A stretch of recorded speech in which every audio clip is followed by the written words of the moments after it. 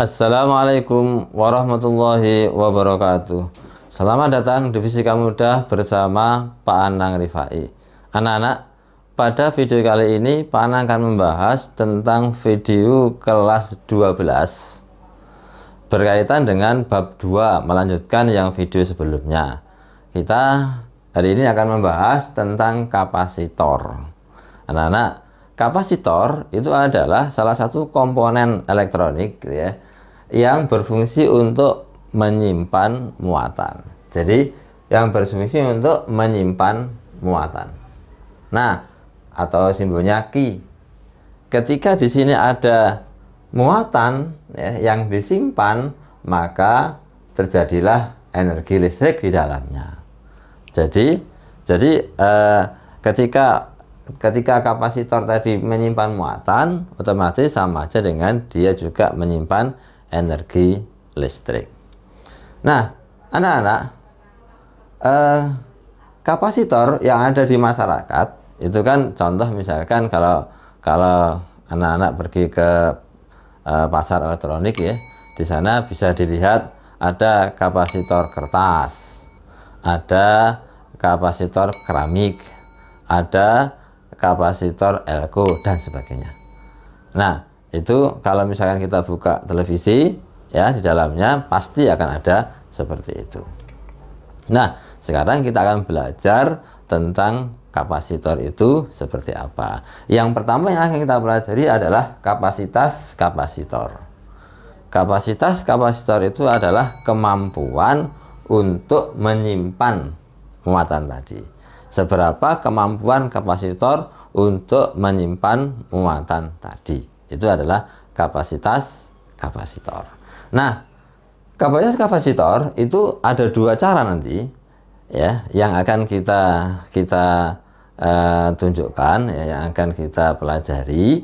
Yang pertama adalah kita mencari kapasitas kapasitor berdasarkan isinya, muatannya. Karena memang sebenarnya setiap kita ini mau mengetahui seberapa kapasitas atau isi dari suatu benda, ada dua cara. Misalkan gini ya, ada air di dalam timba. Itu sebenarnya bisa kita ukur berapa isi timba itu. Yang pertama dari airnya dulu. Caranya air ditimbang, nah, berapa kilogram, berapa gram. Kemudian berdasarkan rumus bahwa Rho sama dengan M per V ya dulu ya, waktu kelas 10, Rho massa jenis sama dengan M per V, maka mencari V adalah massa dibagi Rho. Padahal Rho air, sudah tahu kan, Rho air itu adalah 1 gram per cm kubik atau 1000 kg per meter kubik. Otomatis kalau masanya ada ya, akhirnya kemudian volumenya dapat ya, itu dari isinya. Kemudian kalau dari timbanya sendiri tinggal ngukur berapa luas dari dasar timba, berapa tingginya, maka luas alas kali tinggi. Nah, begitu pula pembahasan kapasitor ini bisa kita ukur kapasitasnya dengan dua cara. Yang pertama dari isinya. Apa isinya? Muatan.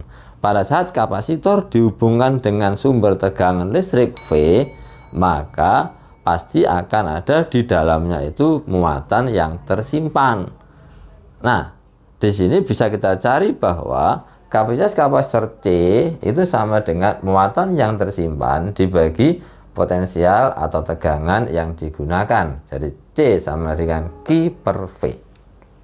Jadi kalau kita menentukan kapasitas, asalkan diketahui Q-nya, diketahui tegangannya.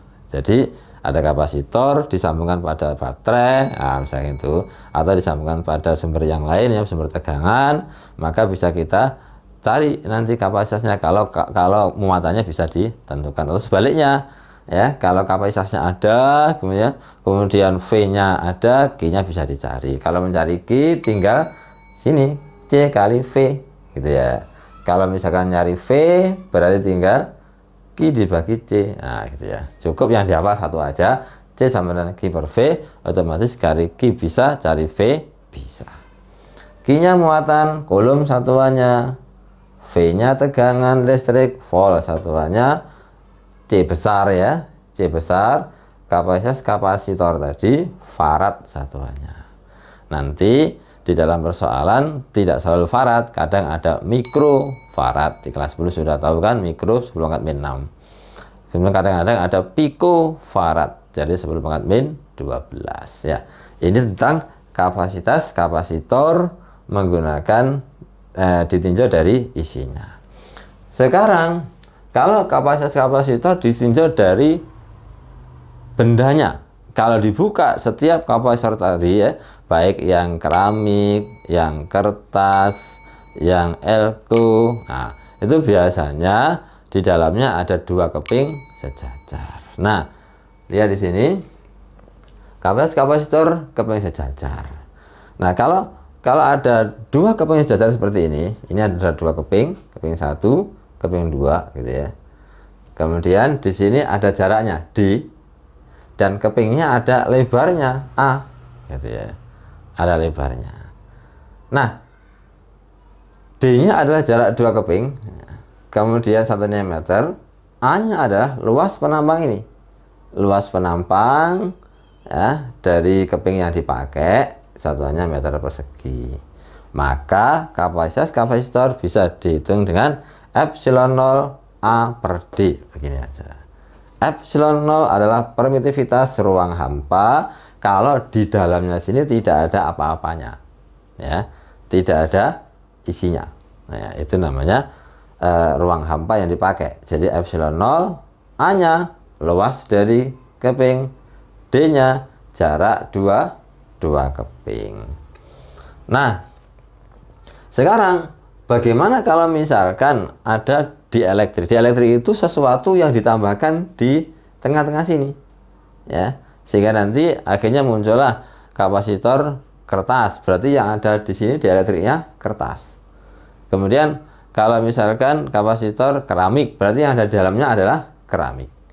Ada kapasitor elko, di sini berarti elektrolit. Ada elektrolit yang diisikan di antara kedua keping itu. Nah, ini makanya gambarnya skala sketsa dielektriknya itu digambarkan di sini. Nah, di sini ya. Ini isinya adalah bahan dielektrik gitu ya. Nah, di sini di buku paket biasanya ada konstanta dielektrik ini masing-masing itu ada ya. Jadi ada konstantanya ya, misalkan air itu berapa, kemudian kertas berapa, kemudian keramik berapa, itu ada ya. Nah, jadi yang tengah ini adalah bahan dielektrik. Anak-anak, kalau tadi tidak ada dielektrik ya, kapasitornya akan C sama dengan epsilon 0 A per D. Sekarang kalau di sini ada bahan dielektrik dimasukkan di dalamnya, maka kapasitas kapasitornya saya berikan CR relatif, maksudnya tergantung dari dielektriknya apa ya. Maka di sini dikasih tambah K ya, K epsilon 0 A per D. Jadi sama dengan yang tadi, hanya ditambahi K saja, dikalikan K. K ini adalah konstanta dielektrik. Nah, di buku paket ya, di buku paket itu selalu ada konstantanya. Ini yang di buku Saku Vindo itu di sini ada contoh, misalkan tak bacakan aja ya. Udara itu bahan dielektriknya konstantanya adalah 1. Makanya kalau isinya udara dengan hampa udara podo ya 1. Kertas itu 2. Jadi kalau kertas itu bisa menjadikan 2 kalinya karena K-nya 2. Minyak 2,1. Karet 3. Mika itu 4,5 sampai 7,5 tergantung jenis mikanya.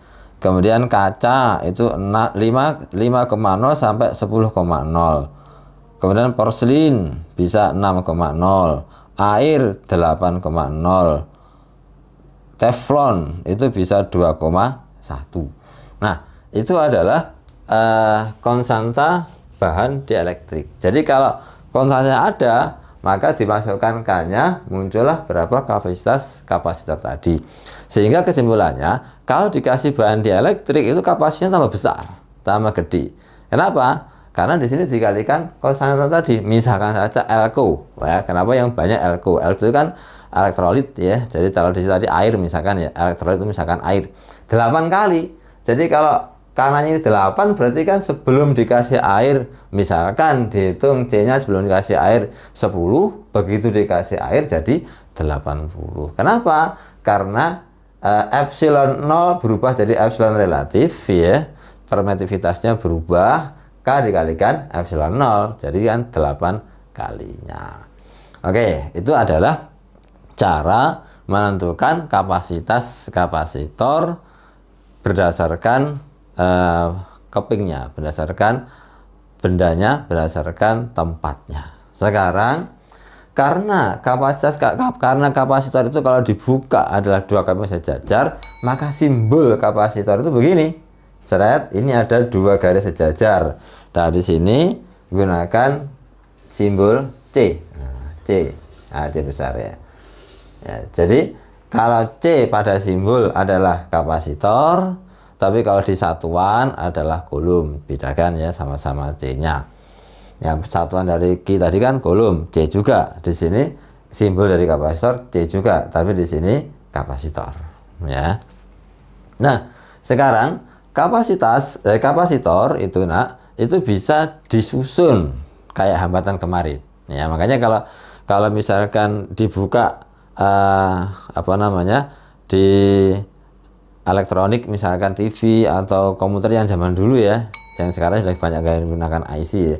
Kalau yang zaman dulu ya, televisi yang zaman dulu yang bukan flat ya, nanti di situ akan ada kapasitor yang bisa jadi di rangkai. Nah, rangkaian itu ya seri sama paralel ya, sama dengan ketika kita bahas rangkaian pada hambatan, cuma ketentuannya beda ya, beda sedikit ya. Yang namanya seri adalah di sini misalkan ada 3 kapasitor C1, kemudian C2, kemudian C3. Nah, disusun seperti ini berjajar-jajar kayak kereta. Itu ciri khas dari seri. Nah, ada beberapa ketentuan untuk seri. Ketentuannya adalah yang pertama ya,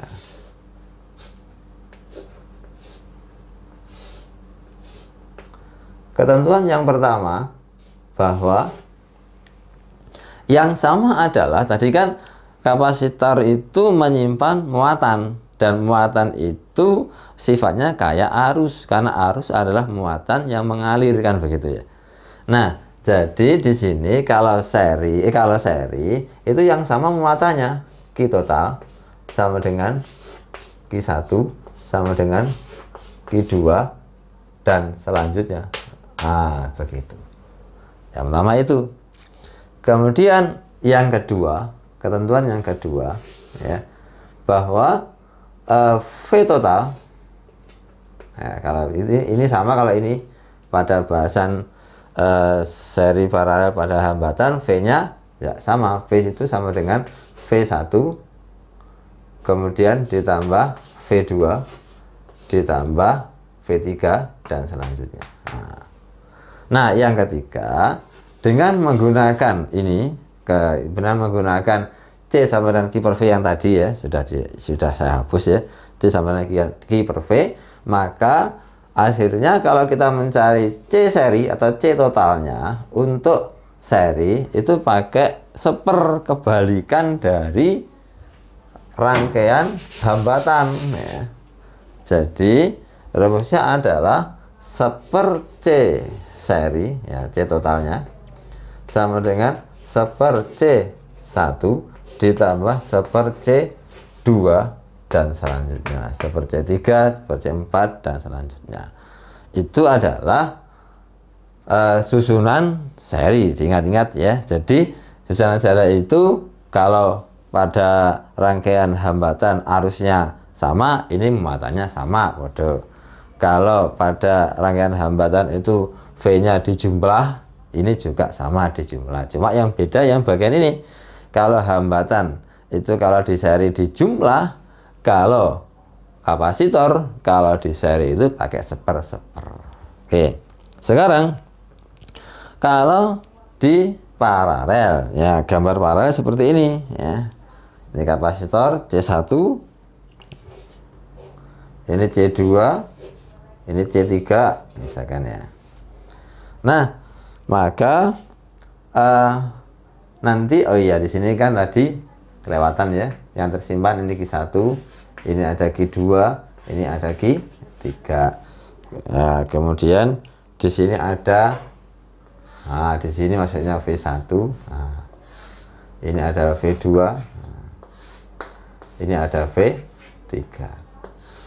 Nah, yang di sini kalau misalnya dihubungkan total ya, nah, sekiannya adalah V total. Nah, sekarang kalau di paralel sama, ini adalah C1, maka yang tersimpan di sini adalah Q1, yang tersimpan di sini adalah Q2, yang tersimpan di sini adalah Q3. Nah, gitu ya. Terus kalau ini dihubungkan dengan V total. Nah, di sini misalkan V total dihubungkan dengan V total, gitu ya. Maka di sini ada V1, wah nggak bisa digambarkan ya, ruwet. Ini V2, ini V3. Yes. Maka ada ketentuan di sini. Ketentuan yang pertama untuk paralel adalah yang pertama. Nah, apa yang sama? Ya, ingat pada susunan paralel pada hambatan, yang sama adalah V-nya.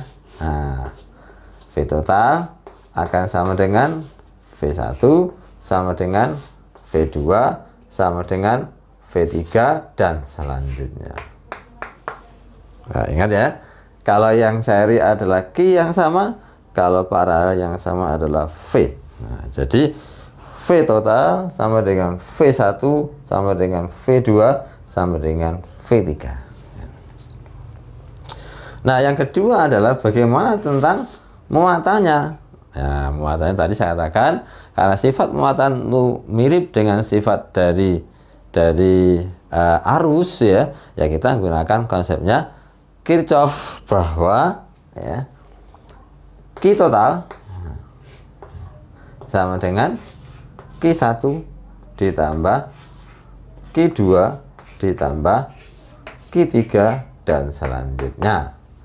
Nah, yang ketiga ya, dengan menggunakan C sama dengan Q per V gitu ya, maka nanti akan didapatkan bahwa C untuk paralel, C total itu cukup C1 ditambah C2 ditambah C3 dan selanjutnya. Nah, anak-anak, kalau tadi sudah kita bahas bagaimana tentang kapasitas kapasitor, bagaimana kapasitas kapasitor kalau susun seri dan paralel, maka sekarang agar kita lebih paham, kita coba beberapa contoh soal ya. Saya ambil dari buku Saku Findo ya. Di halaman 109 gitu ya. Di halaman 109 itu ada pilihan ganda ya. Itu aja, saya ambil 3 soal ya. Yang pertama nomor 2. Di situ UN 2012. Saya ambil yang UN yang standar lah soalnya, kira-kira begitu ya. Saya bacakan dulu. Perhatikan gambar 2 pasang kapasitor keping sejajar berikut. Jika A1 sama dengan setengah A2. Tidak saya gambar di papan ya. Di soalnya sudah ada gambarnya. Dan D2 sama dengan 3D1. Maka perbandingan kapasitas kapasitor keping sejajar antara 2 dan 1 adalah. Nah, anak-anak, kalau lihat soal seperti itu, nah lihat di sini ya. Jadi tadi kan A1-nya setengah A2, D2-nya 3D1 gitu ya. Nah, kemudian bagaimana perbandingan antara C2 dengan C1? Yang banyak soalnya kadang-kadang seperti itu perbandingan saja. Nah, kita gunakan rumus dari kapasitas kapasitor keping sejajar. Jadi kita gunakan di sini jawab ya. Jawab bahwa C2 dibanding dengan C1. Nah, tadi kan kapasitas itu rumusnya epsilon 0 kemudian A per D yang gini ya. Nah, sekarang karena di sini adalah C2, epsilon 0 sama ya, nggak usah dikasih 2, A-nya A2, D-nya D2. Terus dibanding dengan epsilon 0 A per D, di sini A-nya adalah A1, D-nya D1. Nah, dari situ bisa kita lihat epsilon 0 kan sama, konstanta 8,85. Kita coret ini. Nah, dua-duanya dicoret. Kalau menyelesaikan seperti ini, sebelum dimasukkan, ini harus dirubah. Yang bawah dioper. Nah, jadi gitu ya. Sehingga hasilnya kita dapatkan bahwa C2 dibanding dengan C1 adalah A2 dibanding dengan D2 dikalikan dioper ini D1 dibanding dengan A1. Jadinya begini. Nah, sekarang kita coba lihat di sini ya. A2-nya berapa? Nah, A1 setengah A2. Maka ini kalau saya cari A2 kan tinggal dioper ya, 2A1 ya. Jadi dari sini itu bisa kita dapatkan bahwa A2 adalah 2A1 ya. Nah, maka saya masukkan di sini A2-nya adalah 2A1. Nah, D2-nya berapa? Kita lihat di sini. D2 3D1 dimasukkan 3D1. D1-nya ya biarkan D1. Kemudian A1-nya biarkan A1. Sekarang yang sama dicoret. Gitu ya. Jadi A1 sama A1 coret. Kemudian di sini D1 sama D1 coret. Maka kita dapatkan perbandingan antara C2 dibanding C1 adalah 2 dibanding 3. Ini contoh yang pertama yang sering muncul di soal perbandingan. Yang kedua sekarang saya berikan contoh soal yang masih pada halaman tadi nomor 7. Saya bacakan ya. Di situ adalah UAN 2003 ya. Perhatikan gambar di atas. Ini gambarnya sudah saya lengkapi ya. Jadi setelah ujung A dan B dilepas dari sumber tegangan yang beda potensialnya 6 volt, maka besar muatan pada kapasitor C2 adalah. Nah, jadi kalau ini adalah titik A dan B ya. Awalnya dihubungkan sumber tegangan 6 volt. Terus dilepas ya. Kan ada yang tersimpan di sini muatannya. Tadi kan fungsi dari kapasitor adalah menyimpan muatan. Nah, pertanyaannya berapa muatan di C2? C2 maka di sini saya kasih notasi Q2. Itu memudahkan. Kalau muatan di C1 ya Q1, muatan di C3 ya Q3, muatan di C2 ya Q2. Itu memudahkan menghitung. Baik, sekarang kita jawab. Caranya ya, kita cari dulu totalnya, C total. Kalau di seri gitu ya, maka kita dapatkan bahwa C total, yang itu seri kan ya, tadi pakai seper ya, seper C total sama dengan seper C1 ditambah seper C2 ditambah seper C3. Nah, sekarang hasilnya adalah seper C1-nya berapa? 30 mikrofarad ya. Biarkan aja satuannya, biarkan ya. Jadi angkanya aja seper 30 ditambah seper C2-nya adalah 15, kemudian ditambah seper C3-nya adalah 10. Sama ya, mengerjakannya kayak waktu mengerjakan rangkaian hambatan ya, disamakan penyebutnya pakai 30 aja. Maka ini 1 15 jadi 30 kali 2. 10 kali jadi 30 kali 3. Maka ini 3. Dibalik sehingga akhirnya C total kita dapatkan sama dengan 30 dibagi 6. 30 dibagi 6. Jadi 30 dibagi 6 sama dengan 5. 5 apa? 5 mikrofarad. Dah. Sekarang kalau sudah tadi kita tahu kapasitas kapasitor itu kalau dilihat dari pemuatannya C sama dengan Q per V. Nah, itu aja yang dihafal kan? Bahwa C itu sama dengan Q per V. Ya, ini rumus yang harus kita hafal untuk kita cari yang lain. Nah, Q yang kita cari dari sini maka kita dapatkan Q sama dengan CV. Nah, gitu aja. Maka di sini kita dapatkan bahwa Q total akan sama dengan C total dikalikan V total. Nah, hasilnya adalah C totalnya tadi sudah dapat 5 mikro.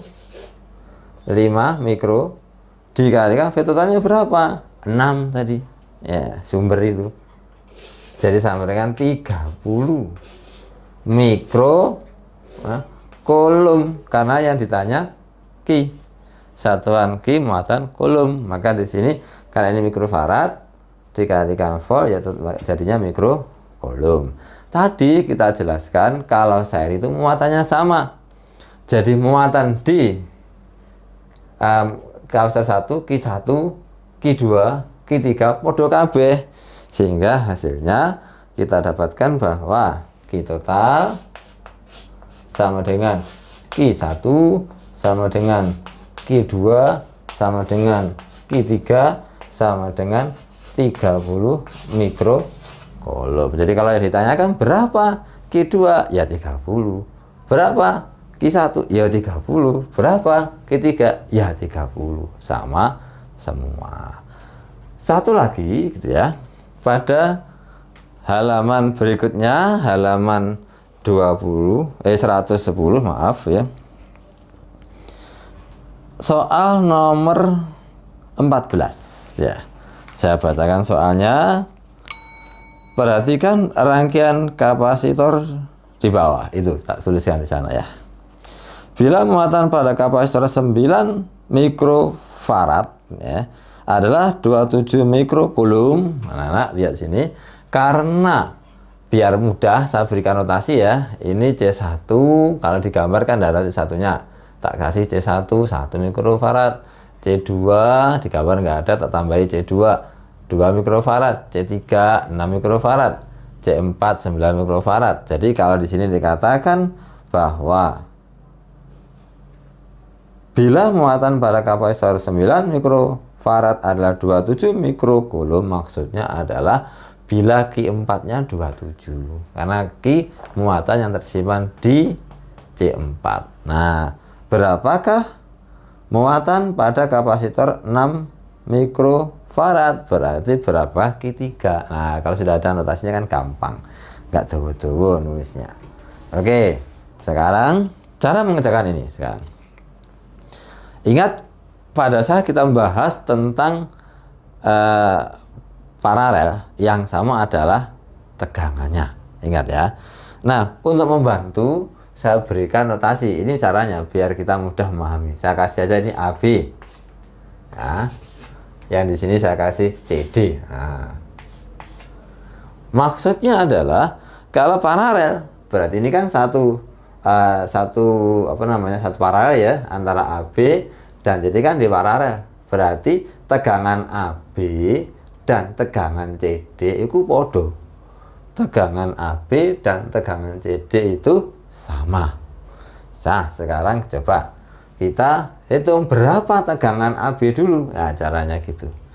Karena yang diketahui ini seperti ini bisa kita cari. Ya, caranya, nah, lihat di sini Q4-nya ada, C4-nya ada. Berdasarkan rumus ini, maka kita bisa mencari V. Kalau mencari V, seret ke sana, C-nya ke bawah, seret. Nah, jadi V sama dengan Q per C. Nah, begini. Kalau ini adalah V4 atau VAB, ini adalah 4, ini adalah 4. Nah, maka kita lihat berapa Q4. Oh, Q4-nya 27. Nah, 27 mikrocoulomb, biarin aja ya. Terus C4-nya berapa? C4-nya 9 mikrocoulomb dibagi mikrocoulomb, mikrofarad, mikro coret. Hasilnya berapa ini? 3 volt. Jadi V4 adalah 3 volt. Maksudnya berarti VAB dan VCD adalah 3 volt. Nah, gitu ya. Oke. Ya. Ini berarti di sini VAB sama dengan VCD sama dengan 3 volt. Nah, sekarang kita pindah ke CD. Ya, jadi kita lihat dari gambar ini harus tahu kita berapa C totalnya ini. Nah, C totalnya harus tahu. Nah, caranya di paralel dulu, baru di seri. Nah, sekarang kita lihat bahwa untuk paralel, C paralel itu kan pakai jumlah tadi ya. Maka C1 ditambah C2. C1-nya 1, C2-nya 2, dijumlah jadinya 3 mikrofarad. Nah, sekarang C paralel diseri sama C3. Kalau seri pakai seper-seper. Nah, jadi akhirnya seper C total ya. C total tak pakai aja C total ya. Ya, CCD maksudnya sebenarnya. Nanti kalau jumbo CC gak enak ya. Jadi ya C total gitu aja. Maka seper C paralel ditambah seper C3. Nah, begini. Hasilnya adalah seper C paralelnya adalah berapa tadi? Ini 3. Ditambah seper C3-nya berapa? 6. Nah, jadi sepertiga ditambah seper6. Kita samakan penyebutnya. Jadi kita samakan penyebutnya. Seper C total sama dengan 6 ya. Yang 3 jadi 2. Kemudian yang 6 tetap sama kan, jadi 1. Berarti dibalik ya. C totalnya adalah 6 dibagi 3 sama dengan 2 mikrofarad. Nah, C totalnya adalah 2 mikrofarad. Kalau sudah tahu C totalnya, kita bisa mencari Q totalnya. Ingat pakai ini. Selalu pakai ini, makanya ini harus hafal. C sama dengan Q per V, Q sama dengan CV. Nah, gitu ya. Maka kita cari Q total adalah CV total gitu ya. C totalnya berapa? Yang tadi 2 mikrofarad. V totalnya tadi adalah ini. Ya, V total ini CD. Ya, jadi tadi sudah ada 3 dikalikan 3. Nah, hasilnya adalah 6.